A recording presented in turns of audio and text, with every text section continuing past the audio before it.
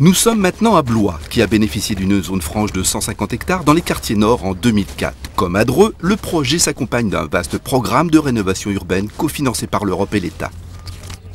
Dans quelques mois, nous allons commencer la construction de 60 logements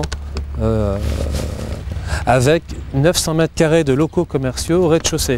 La zone franche en fait correspond à tout ce secteur qui est tracé là en vert.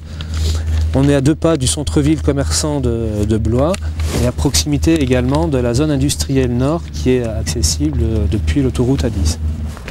Et à quelques centaines de mètres, le dernier terrain disponible pour y construire un village d'entreprise. Voilà, donc ici on est sur le terrain de Bicross. Notre dernière cartouche à court terme pour accueillir des entreprises, un terrain d'environ 1 hectare qui devrait accueillir 5 à 7 plots d'environ 1000 mètres carrés pour des bureaux et pour des ateliers. Car le problème de Blois, il est là. Les élus n'ont pas su ou voulu demander une extension de la zone franche, bien que la ville dispose de friches industrielles.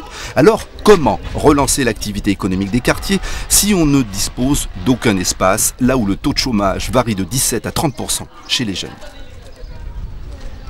Dans ce périmètre-là, je dirais qu'on n'a pas un foncier qui est tout à fait adapté aux demandes, aux besoins des entreprises. Donc il a fallu que la collectivité, à un moment donné, soit acteur, moteur pour proposer des solutions.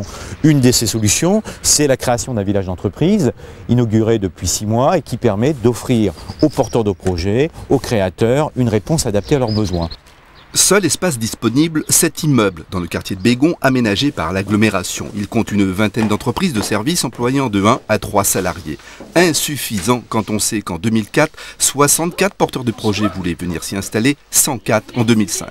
Alors, on cherche de la place. Ce centre commercial, par exemple, doit être démoli. Seulement voilà, on ne sait pas trop quoi faire de ses occupants. On dit que ça va être détruit, c'est ce qu'on apprend à tous les commerçants dans le secteur.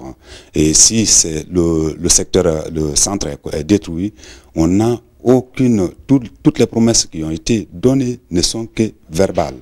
Bon nous, il faut qu'on soit reclassé. Il est évident qu'on ne peut plus travailler dans des conditions pareilles. Donc j'espère que monsieur le maire tiendra ses promesses.